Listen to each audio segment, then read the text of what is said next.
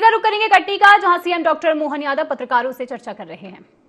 बनना फैक्ट्रियों ने बंद कर दी, लेकिन यह असंभव काम था। मुझे इस बात की प्रसन्नता है कि जिस प्रकार से इसकी चुनौतियां थी, बड़ी कैविटी के माध्यम से गड्ढे भी 18,000 से 25,000 लीटर प्रति मिनट पानी की आमद दे रहे हैं। अब इतनी बड़ी पानी की मात्रा भी आ रही है। एक तरफ चट्टान को काटने की मशीन और एकदम इतनी बड़ी पानी का आना, ये मशीन को धकेल देता था। फिर दोबारा से मशीन के अंदर की सारी सफाई करके फिर मशीन को काम पे लगाएं। अभी पानी समाप्त हुआ है, मिट्टी समाप्त हुई है, लेकिन समाप्त होने का नाम ही नहीं लेती। फिर आगे बढ़ने के बाद जब कठोर चट्टान आ जाती, फिर मशीन लगाते हैं। तब तक मशीन के ब्लेड दुनिया भर से कहां से मंगाने पड़ते हैं। कितने प्रकार की चुनौतियां होती हैं। लगातार एक के बाद एक सिंक होल में अचानक धंसाव, एयर लॉस, और खास करके ये डबल जो पूरा मलबा एक जगह जमा हो जाता, जाम हो जाता, तो इसमें 10 से 15 मीटर में बदलती मिश्रित रॉक फेंस कंडीशंस, बार बार चट्टानों का बदलना एक नई चुनौती लाता था। उन चट्टानों के कारण से नरम चट्टान आ जाए तो ब्लेड प्रभावित हो जाता, कठोर चट्टान आए तो ब्लेड प्रभावित हो जाता है। मशीन एक के बाद ऐसी किसी व्यवस्थाओं के लिए बनी नहीं होती। मशीन आमतौर पर एक जैसी कोई भी रचना हो तो उसमें काम करने की आदी होती है। ये मनुष्य के मस्तिष्क को भी चुनौती देने वाली टनल है, जो अपने प्रकार से कई चुनौतियों को समेटे हुए। और इसी के अंदर खास करके जब ट्रांजिशन जोन्स और हमारी जो दुर्घटनाओं के कारण से जो बड़ी संभावना रहती थी, बार बार कटर मशीन के हेड का टूटना, कार्बन डाइऑक्साइड गैस का उत्सर्जन हो जाना, अंदर ऑक्सीजन के लिए गुंजाइश पे चुनौती होना, तो जो अंदर काम कर रहे लोग उनके जीवन पे भी कई बार कष्ट आता है कि प्राणवायु का तकलीफ आ जाए। ऐसे में हम अपने लगातार ऑक्सीजन की सप्लाई बनाए रखना, बहुत सारी चुनौतियां। 2008 से ये यात्रा प्रारंभ हुई और इसमें 2011 तक डाउन स्ट्रीम से छोर तक American Robison tunnel boring machine द्वारा टनल निर्माण के लिए 8-8 घंटे की 3 शिफ्टों में काम प्रारंभ हुआ। 2015 तक कुल 1,406 मीटर टनल बोरिंग होने से टनल निर्माण की गति बढ़ाने के लिए, लेकिन जब 2016 से अपस्ट्रीम छोर से दूसरी मशीन जर्मनी की एच के चालू करा के टनल पे काम प्रारंभ हुआ, तो इंजीनियर, टेक्नीशियन, मजदूर सुरक्षा के मानकों में कई प्रकार की चुनौती बढ़ती गई। लेकिन दोनों तरफ से जब तक टनल पूरा नहीं करेंगे, ये एक चुनौती थी। मुझे इस बात की प्रसन्नता है कि हमारे लिए 17 साल का ये लंबा संघर्ष, और ऐसा लगा कि 2016 में 2026 में जाकर इसकी सफलता मिली। जब हमारी सरकार बनी 2023 में, तब तक विभाग ने, ठेकेदार ने, सबने हाथ जोड़ लिए कि ये जिस प्रकार की चुनौती है, अब तो मशीनें भी बनना बंद हो गई और 2 मशीन में से एक मशीन तो अब सुधर ही नहीं सकती, केवल एक मशीन के भरोसे से काम चला रहा है।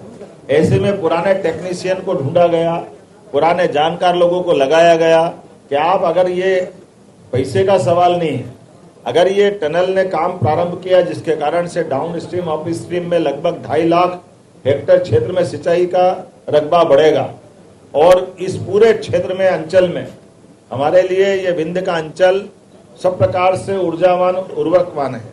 लेकिन पानी की चुनौतियों के कारण से कटनी में खुद में पीने के पानी की चुनौती, सतना और मेहर के अंदर उद्योग से लगा करके हमारे पेयजल की प्रदाय में सब प्रकार की परेशानियां। ऐसे में 5 जिलों के अंदर ये अमृत का काम करेंगे। और खास करके जैसे गंगा बेसिन में आमतौर पर सोन नदी का गंगा बेसिन का इलाका हो, या हमारा मालवा का पार्वती काली सिंध चंबल वाला बेल्ट, या केन बेतवा, लेकिन नर्मदा तो सीधे खंबात की खाड़ी में गिरती है।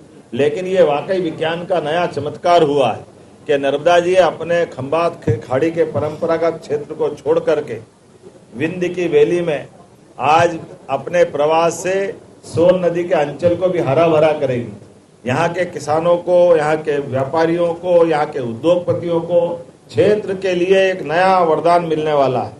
और इस ऐतिहासिक उपलब्धि के लिए मैं पुनः हमारे भारत सरकार के माननीय प्रधानमंत्री नरेंद्र मोदी जी को धन्यवाद देना चाहूँगा, जिनके आशीर्वाद से हमने केंद्र सरकार के साथ केंद्र सरकार ने लगभग 1600 करोड़ की राशि में 275 करोड़ की राशि उनके द्वारा इसमें प्रदाय की गई, लेकिन अधिकतम राशि हमारे राज्य सरकार के निधि से दी गई।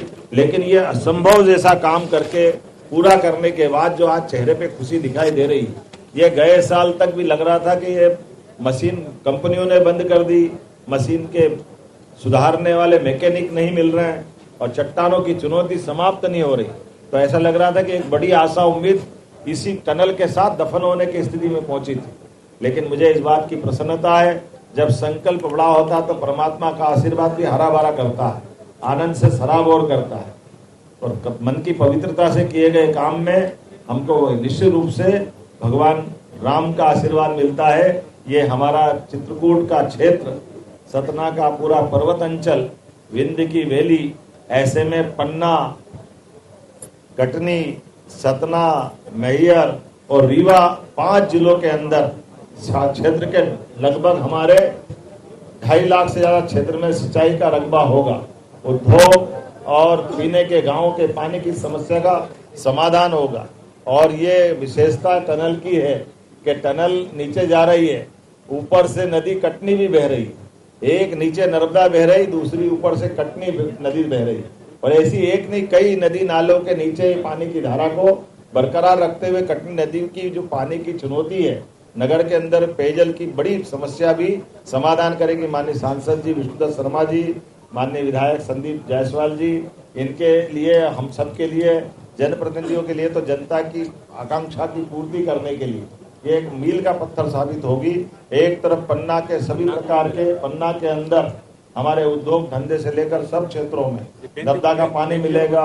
रीवा बुंदेलखंड, खास करके बघेलखंड बुंदेलखंड का ये एक बड़ा ऐतिहासिक कदम है, जिसमें माननीय सांसद गणेश सिंह जी और उनकी पूरी लोकसभा, माननीय विष्णुदत्त शर्मा जी और उनकी पूरी विधानसभा, संजय पाठक जी, प्रतिमा बागरी जी, संदीप जायसवाल जी, प्रणव पांडे जी, आपके कितने गांव प्रभावित हो रहे हैं? 153 गांवों को लाभ देगी। कई गांव के, ये सीमनाबाद गांव जिसके हम यहाँ बैठे हैं, इसके नीचे से टनल जा रही, रेल ऊपर चल रही, नीचे टनल भी चल रही। ये चमत्कार है वास्तव। और पानी की धारा के बलबूते पर कई जगह बिजली भी बनाई जाएगी और आगे जाकर के कई सारे लोगों के लिए केस स्टडी का काम करेगी। इतनी कठिन चुनौतियों के बावजूद भी हमारे राज्य के अधिकारियों ने, इरिगेशन डिपार्टमेंट ने इसको पूरा करने का जो हिम्मत दिखाई, मैं उनको भी बधाई देना चाहूंगा। कई मित्रों के माध्यम से इसकी चुनौतियों के बीच हिम्मत दिलाने की जो बातें आई, वो भी महत्व की है। उल्लेखनीय है कि ये टनल के साथ हमारा ये मध्य प्रदेश का इरिगेटेड एरिया का जो संकल्प है, हम इतना ही बताना चाहेंगे कि हमारी सरकार के बनने के बाद, वैसे तो मध्य प्रदेश में 1956 से लगा करके 2002-03 तक कांग्रेस के 55 साल के शासनकाल में केवल 7.5 लाख हेक्टेयर सिंचाई का रकबा था। ये नदियां पहले थी, जंगल पहले थे, टेक्नोलॉजी भी थी, लेकिन काम करने की इच्छा शक्ति के अभाव में किसानों को कठिनाइयों के बीच छोड़ करके सरकारें बनती रही, लेकिन सरकारें किसान की बेहतरी के लिए काम नहीं करती थी। मुझे इस बात की प्रसन्नता है, हमारी सरकार, साध्वी उमा भारती, माननीय बाबूलाल जी गौर, माननीय शिवराज सिंह जी चौहान और हमारी सरकार के बनने के साथ जब हमने सरकार बनाई तो 44 लाख हेक्टेयर का क्षेत्रफल अब सिंचाई का हुआ था, और अभी 2.5 साल में लगभग 65 लाख हेक्टेयर पे हम पहुंच गए। और ये किसान कल्याण वर्ष में तो और बड़ी सौगात है, जो पूरे हमारे विंध्य के और ये पूरे क्षेत्र के किसानों, 2.5 लाख किसानों के लिए केवल 3 महीने के अंदर ही हमारा 2 नहर चालू होकर के इसमें 1 लाख हेक्टेयर की सिंचाई का रकबा आने वाली रबी की फसल में मिलेगा। ये वाकई वरदान जैसा है, और उम्मीद करेंगे आपके माध्यम से मैं सब किसानों से भी अपील करना चाहूंगा, आप अपनी सारी स्थिति कर दे, लेकिन जमीनें मत बेचना। ये पूरा क्षेत्र भी पंजाब हरियाणा को पीछे छोड़ने वाला है। हमारे गांव के अंदर रहने वाले सभी प्रकार के आबादी के साथ जुड़ने वाले सभी प्रकार के भाई बहन, कोई बगीचा लगाना चाहे, खेती करना चाहे, उद्योग धंधे लगाना चाहे, हर एक क्षेत्र से, इस क्षेत्र से पलायन रुकेगा और बड़े पैमाने पे रोजगार के अवसर प्राप्त होंगे, आर्थिक रूप से समृद्धि आएगी और लोगों के चेहरे पे रौनक आएगी। हमारी सरकार किसान कल्याण वर्ष में लगातार ऐसे बड़े बड़े संकल्प करते हुए आगे बढ़ रही है। आइए आप सबके माध्यम से ये सोन कछार का 152 क्यूबिक डिस्चार्ज से सतना के अंदर भी 1,04,970 हेक्टर, मेहर में 54,227 हेक्टर, कटनी जिले की 21,823 हेक्टर, रीवा जिले की 3,532 हेक्टर और पन्ना जिले की 448 हेक्टर, इस प्रकार से 1,85,000 हेक्टर कमांड एरिया में ये सिंचाई की सुविधा मिलेगी। इसी के साथ साथ नहरों के निर्माण का द्रुत गति से काम चालू है। 2026-27 में 30,000 हेक्टर, 2027-28 में 1,25,000 हेक्टर और 2028-29 में 1,85,000 हेक्टर में सिंचाई होगी। हम सब एक बार फिर एक तरह से नर्मदा का पानी नहीं है, ये अमृत का जल है जो यहाँ को अमरता की तरफ ले जाएगा। मेरी अपनी ओर से सबको, प्रदेशवासियों को, क्षेत्रवासियों को, सभी को बहुत बहुत बधाई। नर्मदा टनल का पानी कटनी शहर को मिल सके, इसके लिए क्या योजना है? और दूसरा, मध्य प्रदेश में एक के बाद एक फर्जी कॉलेज, फर्जी डिग्रीधारी डॉक्टर। तुम्हारा भैया सिंचाई के रकबे में रहो भाई, अभी सिंचाई की बात करें। इंजीनियरिंग संकल्प, प्रतिबद्धता और परिश्रम की पराकाष्ठा के पर्यटन स्थल के रूप में, विरासत के रूप में विकसित किया जा सकता है। निश्चित रूप से ये इतना अद्भुत चुनौतियों वाला स्थान है, जैसे मैंने कहा पूरे देश तो क्या दुनिया के लोग इसकी केस स्टडी करने आएंगे, क्योंकि चट्टाने काटने के लिए मशीन तो बनाई जा सकती, लेकिन एक मशीन कितनी चुनौतियों के बीच अपना काम कर रही है। कठोर चट्टान के बाद अचानक मिट्टी की नरम खदान या मुरम की कोई खदान आना, तो मिट्टी के बजाय पानी का आ जाना, एक लंबा ब्लैक होल टाइप जगह मिल जाना, कई प्रकार की चुनौतियों के बावजूद भी टनल का निर्माण जारी रहा है। ये हमारे सभी अधिकारियों की प्रतिबद्धता, इसका विश्वास भी अंदर का था कि हम इसमें सफल होकर रहेंगे। खास बात, किसी प्रकार के भूकंप में आने के बावजूद भी ये किसी भूकंप से प्रभावित नहीं होगी। अंदर का निर्माण भी 100 साल तक भी यथावत रहेगा, ऐसा कंक्रीट का निर्माण बनाया गया है। सभी प्रकार के सुरक्षा के मानकों का ध्यान रखा गया। मुझे संतोष है इस बात का कि ये जो पवित्र कार्य हुआ, वाकई ये इंजीनियरिंग का कमाल है। मध्य प्रदेश सरकार और माननीय भारत सरकार के माध्यम से दुनिया के लोगों को आकर देखने का और क्षेत्र की बड़ी आवश्यकता की पूर्ति करने का एक नया संकल्प और नया उदाहरण बने रहे। 2023 में ऐसी स्थिति बनी कि पूरा काम अब रोक दिया जाएगा, यही इसको विराम देना पड़ेगा। 2023 में वो कौन सी चीजें थी जो आपको बिल्कुल और संकट पूरा हो? देखिए, हमने कहा कि हमारी सरकार के बनने के बाद हमने ऐसे सारे असंभव चुनौती के काम लिए।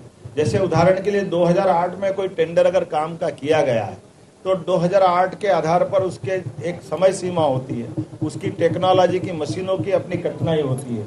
ऐसे में कई प्रकार के ऑडिट रिपोर्ट और 50 तरह की बातें आती। तो हमने कैबिनेट में ले जाकर इस बात को रखा कि अगर हमको इस चुनौती को पार पाना है, अगर या तो इस प्रोजेक्ट को ड्रॉप कर दें तो जो लगाया गया वो पैसा भी बेकार होगा और ये क्षेत्र बड़े पैमाने पे एक सौगात से वंचित होगा। ऐसे में सरकार जब जनता की जन कल्याणकारी योजनाओं की तरफ बढ़ती है तो कैबिनेट होती इसीलिए है कि जो सभी प्रकार की व्यवस्थाओं पे समग्र आकलन करते हुए नीतिगत निर्णय ले। इसलिए नीतिगत निर्णय के बाद एजुकेशन डिपार्टमेंट से कहा गया कि आप इस काम में आगे बढ़ो, आज नहीं तो कल सफलता मिलेगी। एक बार नहीं, 2 बार नहीं, 8-8 बार हमको टाइम पीरियड बढ़ाना पड़ा, क्योंकि बार बार मशीन खराब होती और मशीन की टेक्नोलॉजी, चुनौतियां, ये सब अलग प्रकार की थी। लेकिन जैसे चंद्रयान, गगनयान के लिए लगातार प्रयास करना पड़ा तो अंततः विजयश्री हासिल होती। ऐसे ही ये अंडरग्राउंड इतनी बड़ी टनल 12 किलोमीटर की, लेकिन किलोमीटर 12 ये लंबी अपनी है, भारत की सबसे लंबी टनल है, लेकिन उससे ज्यादा ये इतनी ज्यादा चुनौती वाली टनल मुझे नहीं लगता कि किसी देश के हिस्से में इतनी चुनौतियां होगी। लोग समुद्र में भी सुरंग बना दे, किसी और जगह पे चले जाए, लेकिन एक चट्टान के इतने प्रकार के रूप, ये वाकई ये पूरा क्षेत्र अपने आप में एक अलग प्रकार से पहचाना गया, जिसके कारण से भविष्य में हमारी माइनिंग के क्षेत्र में भी, भूगर्भीय रचनाओं को समझने के लिए भी और इन सारी चुनौतियों के बावजूद भी टनल को बनाने के लिए जो काम किया गया है, वाकई अद्भुत काम है। सर, इसमें सबसे बड़ी बात गुरुत्वाकर्षण है। बिना बिजली के, बिना पंप के पानी का फ्लो हो रहा है, तो खर्चा भी जो सरकार का बचेगा। ये बात सही है कि हमारे पास पानी के फ्लो का स्वाभाविक प्रकृति जन्य जो गुरुत्वाकर्षण के आधार पर पानी का फ्लो मिलता है, ये कोई भी योजना को पूरा करने में सबसे बड़ा सहारा होता है। आमतौर पर कृत्रिमता से जब हम पानी सप्लाई करते हैं, बिजली का खर्च होता, तमाम चुनौतियां आती है, लेकिन ग्रेविटी से पानी का फ्लो हमेशा फायदे में रहता है और ये ग्रेविटी से लाने का उत्कृष्ट उदाहरण है। इसलिए कई जगह 20 मीटर, कई जगह 40 मीटर तक नीचे गए। 40 मीटर मतलब 4×12 कितना, 120 फीट से ज्यादा नीचे जाना और उसके बाद उस पानी के फ्लो को बनाए रखना और 120 फीट नीचे जाकर नहर बनाना। इसका मतलब नहर बनाने के लिए और कितना काम करना पड़ा होगा। तो चुनौतियां तो अपार थी, लेकिन हनुमान जी ने यही चित्रकूट पे भगवान राम के साथ जिस प्रकार से वनवास के काल में असंभव से असंभव काम को करने का इतिहास बनाया, मध्य प्रदेश के साथ जुड़ करके भगवान राम का ये अंचल उनके आशीर्वाद से अब हरा भरा होने वाला है। जब अयोध्या में भगवान राम का आशीर्वाद मिल रहा है, हमारे लिए बाबा महाकाल का आशीर्वाद उज्जैन में प्रारंभ हुआ, तो सनातन संस्कृति से सरसब्ज नए त्योहारों का समय आ रहा है। इस वर्ष का दशहरा, इस वर्ष की दीपावली, रक्षाबंधन बहनों के जीवन में भी आनंद लाएगा और सबको ये नए त्योहार के साथ इंजीनियरिंग का नया परिष्कृत और उन्नत मॉडल की बधाई। कटनी को पानी मिलेगा। कटनी का पानी मिलेगा। बहुत अच्छा, बहुत धन्यवाद।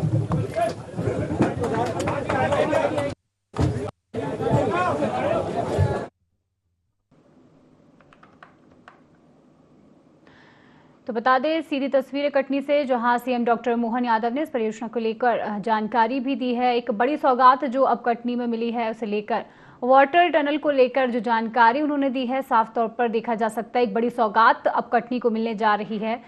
17 सालों से इस टनल का निर्माण किया जा रहा था और अब बखूबी ये टनल बनकर तैयार है, जिसे लेकर जानकारी भी दी है और साथ ही साथ मजबूती को लेकर भी ये दावा किया जा रहा है कि टनल करीबन आने वाले 100 सालों तक उतनी ही मजबूत रहेगी।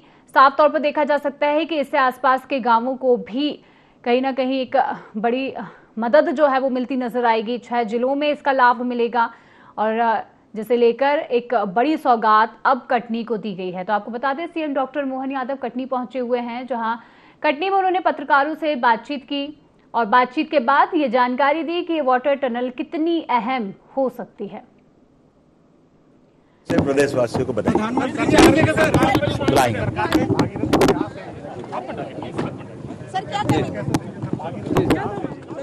तो कटनी से ऐसी तस्वीरें आपको दिखाई, जहां सीएम डॉक्टर मोहन यादव कटनी पहुंचे हुए हैं।